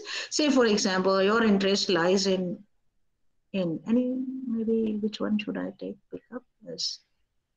Maybe this dentist quota, right? If you're interested in this species, it will quickly take you to the original paper where it was described. Then apart from this, it tells you all the names and synonyms which are existing. And it suggests you to use this name so that there's no confusion. So these two websites, I find them very good if you are trying to identify a few species. And I'm back to my PPT now. Right? So this is the same one. I had recorded my screen that time, but I could show you from that. So I read to the next one. Yes, I didn't do that. I wanted to show you InVam also, but I think I missed it. Same way on InVam. Yeah, just hang on 1 minute. No, I missed that. So same way you can use InVam also by Morton, dots of Morton, they also list. But I don't know, somehow for my species, I used to find them missing at InVam. I found this Blazewski very good, and again, this original papers from AM phylogeny for giving them name, confirming their names after the phylogeny to be very useful. So I think I need to wind up, though I wanted to tell you about a few more of our things we are doing on the metagenomic data also, and from the rhizosphere we are trying to identify fungi, but I got to skip this because I think we're short of time. I'm finished with my time. So I wanted to dedicate all my talk to my supervisors, Professor K.G. Mukherjee, where I began in 1988. Then Professor Lynette Abbott, with whom I worked in University of Western Australia, and Professor Chris Walker, who keeps enlightening me and giving me updates. Look, this is happening. This is what you people are doing in India. And he told me how you people are identifying. I tell you, they look at the sport and then they go to the website and match the picture and say, this is this species. So his talks usually are eye-opening to me. And I owe a lot to them because they have really trained me to what I am now. So I worked on several projects. Even now I am working on one international project. And I just want to dedicate this to this funding, which I received from University of Delhi, UGC, and now presently I'm working on ICOMET. It's an international mycorrhiza collaboration of mycorrhizal ecological traits. And we have a scientist from 26 countries working on this. And my first paper from this project is coming with a lot of authors around. So my basic question again falls here. So I think I would like to, let's hang on 1 minute. So I need to stop sharing now, and I'm done with this till here. So that was it, which I could plan being away from home. Just 1 minute. Screen sharing is not stopped, isn't it? Yeah, it's gone. Screen sharing is gone. So we are face to face now, right? Yeah, ma'am. Yeah. So that was it. But I'm sorry that for a few of the things I had the handicap, but because I'm not at my home right now. And I could not arrange for a few things, but still I tried if I could inculcate the interest among the students or the fellow researchers who are there with us. I would be very happy to answer any questions if you have any. Okay, thank you, ma'am, for an excellent talk. May I invite questions from the participants? Please, Shikha, please introduce yourself. You can switch on your video, introduce yourself and ask your question. Yes, ma'am. Yes, ma'am. First of all, a very good evening to everyone. Good evening, ma'am. Ma'am, it was a very informative lecture. I'm Dr. Shikha Prasad from Deen Dayal Upadhyay College. I'm teaching in Deen Dayal Upadhyay College faculty, Department of University of Delhi. Ma'am, first of all, it was very nice to see you, though in a virtual world, but live, because I've been watching your videos on concepts of bioinformatics, and it's very informative and making my students also to see them. So that's very nice. Those videos are very nice. Ma'am, basically, my PhD was from forest ecology. So I basically worked on native and non-native tree species to see the ecosystem processes, difference in ecosystem processes under native and non-native species. So ma'am, my question is very general, though I didn't work on AM fungi, but it was very interesting to me. And I was curious to know, ma'am, does native and invasive plant species, they differ in their interaction with AM fungi? Or ma'am, vice versa, like does AM fungi differ in interaction with native and non-native plant species? Yes, because of course in any ecosystem, you know, some of the species are dominant ones, they will not, and the same happens even among AM fungi. Some of the species, they would occupy all the area very quickly. Though it is tried and it has been studied, especially with reference to invader plants. You know, the invader plants, they grab the ecosystem with the help of AM fungi because they colonize, they become more fit in the new ecosystem. So the invader plants, especially it has been studied with invader plants, is that most of the invader plants, they are mycorrhizal. But some of the species, of course, among the AM fungi also, some are very fast growing and invading. They would quickly occupy all the area. And same way, you know, I just touched upon this, is that we should not add inocula unknowingly because it is going to disturb the native species, and it may be an invader sort of that it doesn't allow the other, because you don't get maximum benefit unless you are in your natural situation. Right? I hope that was what you were asking. Yes, ma'am. Yes, ma'am. Actually, you mentioned that AM colonization should be done on native flora. So that's why I got curious to know about that. Yeah. meaning it is happening, you know. You will see several papers. They emphasize that. There was one paper by, again, my UWA colleague. She said that farmers should not be recommended to apply this AMF as biofertilizers because it does not give you any result. And the main reason was this, because unless the native flora is studied and the context dependency is checked, it is not going to give you any result. So this is quite important to know about the native flora as well when we are applying this as well. Okay. Thank you so much, ma'am. Thank you so much. My pleasure. Next, we have Asha Beast. Asha Beast. You may please ask your question. She has raised her hand.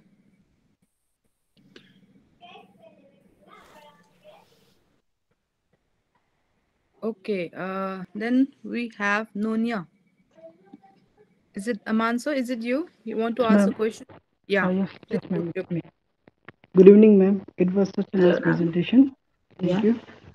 Ma'am, as you said that for identification of AMF, we need to have live samples of mycorrhizal spores. But how do we identify that which AMF spore is live and which one is dead? Yeah. So, you know, that's the primary step. But if you have observed any ring in the Petri plate after spore isolation by Judman and Nicholson, the live spores will always be transparent. See, I tell you, do I draw it for you? Just give me 1 second.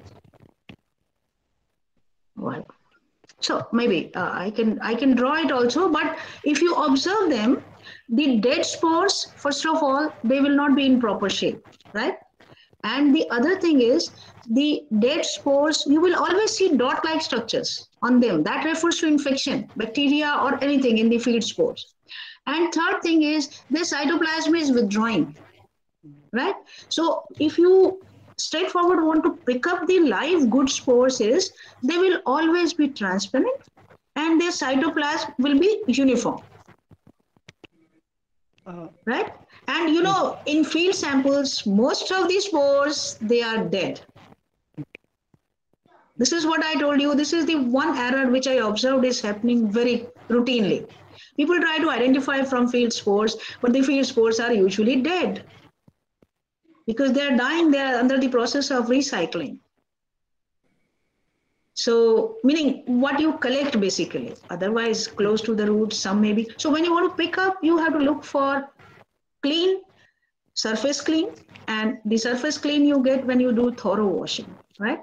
And then you have to pick the spores which are transparent on whose cytoplasm is clean. This is what you were asking? Yes, ma'am. Yeah. And suppose if we are trying to find the spore density in a soil, should we consider both live spore and dead spore, or just live spores? That's up to you. What is the aim of your project? You know, it is good to. I tell you one synonym here. When I was preparing this database, because Chris knew that what is happening in here, he said, "Why don't you add a method on this identification, whether a morphological method is used or a phylogenetic method is used?" The moment I added that criteria, I could know that most of the identification has been done on the basis of morphological characters in India. So that is not acceptable to anyone. So maybe it is liable to wrong identification. So your question was, what did you say? Yes? I asked that if I'm trying to find spore density in a soil, should I consider both live spores and dead spore, or just live spores? Again, you know, I tell you what. It all depends on the aim of your project. If you are studying recycling, the dead spores also has a biomass, right? But if you are talking, it all depends on the aim. But still, you will be able to distinguish. When you are picking up spores carefully, you will be able to distinguish. And live dead, nobody will agree to your paper if you are sending this for publication. Live dead, you would have to conclude on the basis of germination test, or there is one FDA test. Right? You have to show them, you know, by your observation, you cannot reach to any ecological conclusion. You have to perform proper germination test when your result wants to talk about the live and dead. Meaning you were talking about basically the effective biomass, right? Thank you, ma'am. Thank you. Next, we have question from Asaya, AJK Asaya. Asaya, yeah. Good evening, madam. Good evening, madam. Yeah. Hello. Yes.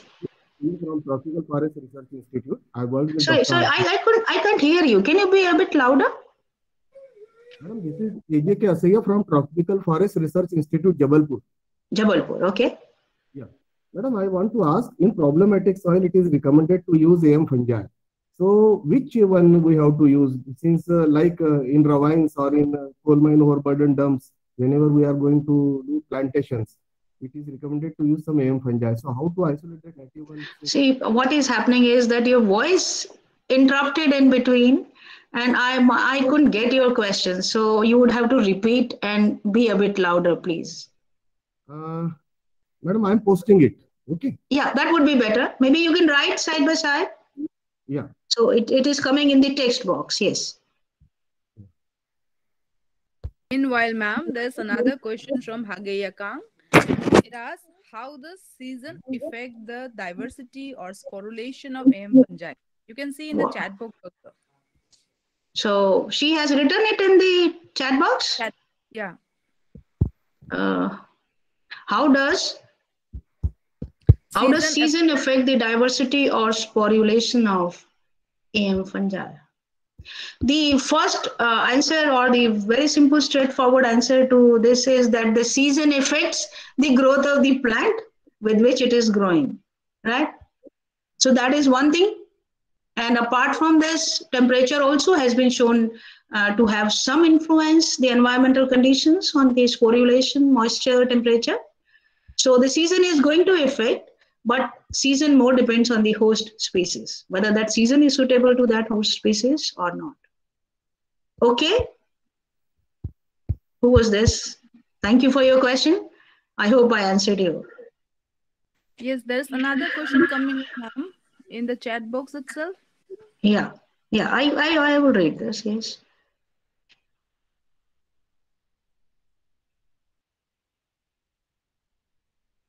Again, I would say for this one, Dr. Basaya, sorry, I'm pronouncing Asaya, Dr. Asaya, I hope I'm pronouncing you right, is all depends, meaning I would straight say, first analyze the native species of AM fungi existing there, right? First isolate the native flora, and you would know which species is flourishing best there, and raise a culture of that, and I would suggest using that in that area. Because this is how we decide. I don't recommend using inoculum from outside. If you still want to ask, maybe you can write again or try speaking. You have another question? Yeah, maybe first let's attend. He's a very senior scientist, Dr. Asaya. You still want to add something, Dr. Asaya?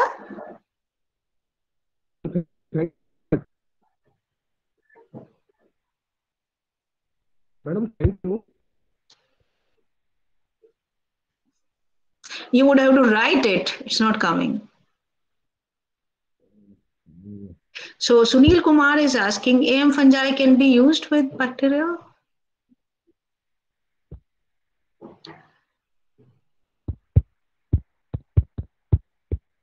Yes. Yes, why not? It has been practiced. They have been used as consortia. Yes. They are, I think they are most successful in being used as consortia. So very sorry for Dr. Asaya, his power is gone. So, but I maybe you could connect to me later on and we'll have a good discussion about this. I will request this Alvin to share a video of this with all the participants so that, and with me as well. She is recording this. Yeah, okay, ma'am. Some are asking for the PPTs, and I think rather than PPTs, video is more useful. You get a voice also. Ma'am, you have another question from Asa Vish. From, yeah. Yes, regarding the biodiversity, apart from Asha. Yeah. So let me first take the privilege of a very good morning. As we always, as your is immensely enlightening. My question is regarding the biodiversity apart from morphological and phylogenetic identity. Can temporal spectrum also play out and show polymorphism, since they show? See, all the factors, if you're talking of morphology, not only temporal, all the features they affect and they are not reliable. Sometimes the culture conditions change the morphology. Their morphology is not stable. That is why, on the basis of several discussions, it has been decided that phylogenetic characters were to be first considered, and they are most trustworthy. And you have to have several slides and type specimens to confirm their identification. Yes, temporal relation also has been shown. Now host specificity also is shown for several species. So the new information is being added. Temporal variation also is there. Ajay Sani, can 10 spores infect? Okay, just hang on 1 minute.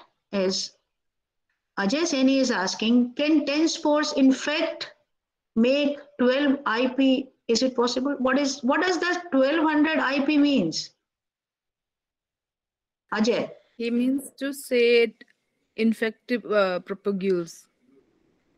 Can 12 spores infect? Ajay Sani, can you make your question clear? If your network is clear, you can come online or switch on a video and ask. Yeah, Evelyn. Yes, sir. Yeah, actually, this question is coming from the last presentation by Mahabir Sharma. Yes, sir. In his presentation, he showed that if you have 10 spore per gram soil, you can have IP amounting to 1200. So, Yes, and he explained also that how the IP will be 1200 or 12 million per square meter, per cubic meter. So better the participants should revert back to Mahabir Sharma because he defended and he answered his findings. Okay. Yes, Yeah. sir. So Yes, that should not be, that question should not be put here. But from my side, I can add that infective propagule includes the mycelia present in the soil, the mycelia present in the root, as well as spores. So it is possible to have lesser number of spores, but more IP. Thank you. Thank you, sir. Ma'am, we have one more question from Aparna Nautiyal. Yeah. Which part of the roots should be taken for best results for seeing AMF as arbuscules and vesicles under the microscope, and what plants specifically? So part, I would say that you could leave the tip portion in the root, especially they take the fine roots and leave the tip portion of the root, and then cut it into small fragments and use those roots. They will give you good result. And you can use trigonella roots, or if you want to use other roots, you can use any root, because you have to go for this clearing of the roots. That will remove all the pigments from there, and you'll be able to observe. So, but if you want to use this in the laboratory for classroom teaching, maybe trigonella roots, they show you good result.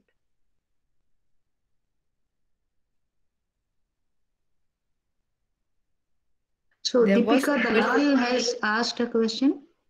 Yes, she asked a question, but you have already explained that in your presentation. She says, for identification of native AMF species, you said the spores are mostly dead from the field samples. Is it that rhizospheric soil also has dead spores? Okay, where is the question? She posted at 552. 552, okay. Yeah, Deepika Dalal. Native, you said the spores are mostly dead from the feast.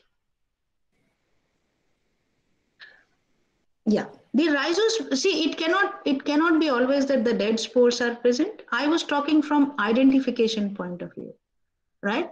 The spores we isolate, live spores also, young spores also, all come. But what I have observed is that mostly because the dead spores, they are larger in size, they are commoner in appearance, people pick those spores. It cannot be that the live spores are not present. It's a continuous process. These spores are being produced in the rhizosphere. So you will have all type of spores. It's not that only dead spores will be present, right? In the good rhizosphere, you will have all type of spores. Okay, Deepika? Dr. Meghna? There's a question from Dr. Meghna, ma'am. Yeah, where is it? Where is that?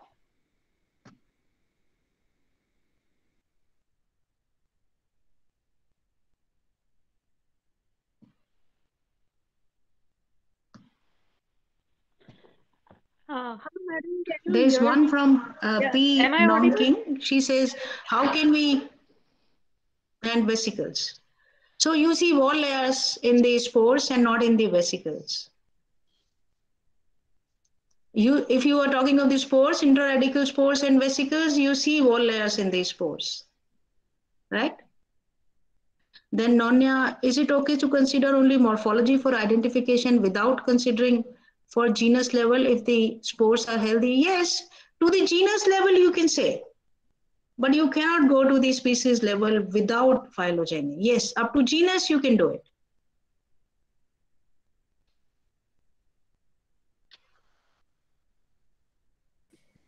I think we had a volley of questions for you. It was an exhaustive question session. Thank you that people found it interesting and that could kindle the query in their mind, and that was my main purpose of giving this talk. Thank you. And I am available to everyone.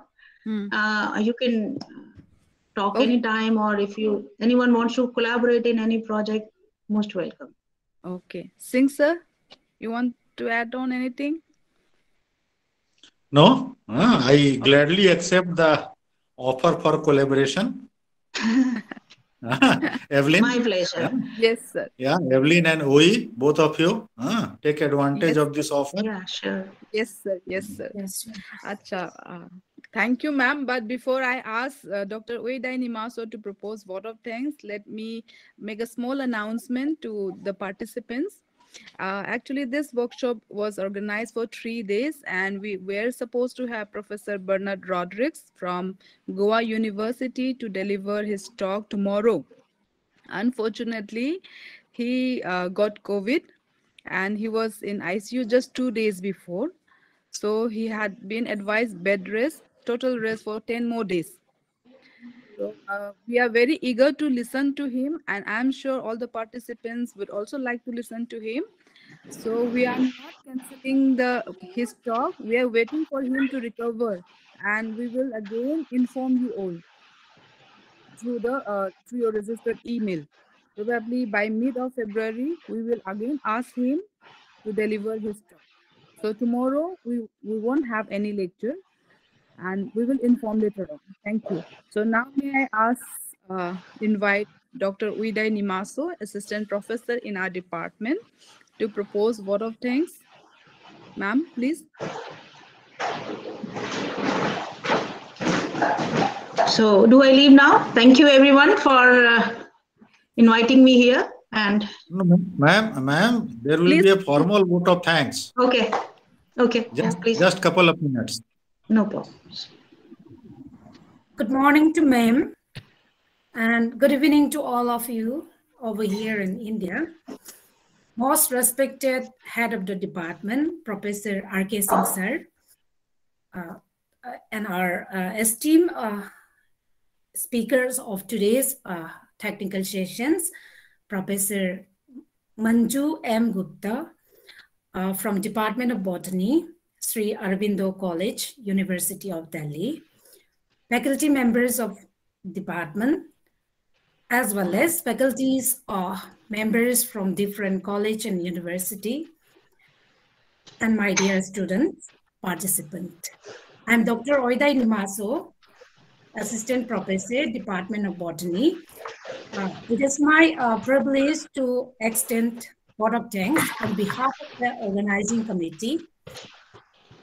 First of all, I would like to extend my hearty congratulations and thanks to today's STV speaker, Ma'am Professor Manju, for her excellent talk and presentations.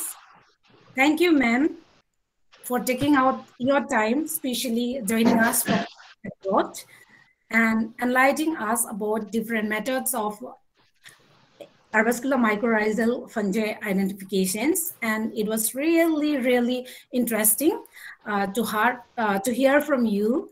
And it was really insightful interactions. Thank you, ma'am. Thank you so much. I would also like to extend deep gratitude to all the faculty members, research scholars, and students, participants from different colleges and universities for attending the technical sessions and encourage and present the technical sessions actively, very actively, as I believe without your presence and interactions, the session would have been just a PowerPoint presentation. Thank you all for making it useful.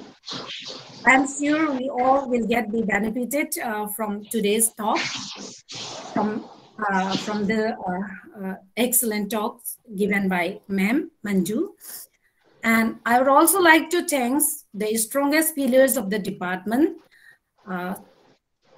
beginning with Professor R.K. Singh sir, head of the department, as well as chairman of the ongoing project, and Professor Abhaya Prasad Dast. Most of them are not joining today, but I would like to extend my thanks to them. So I'll be mentioning them.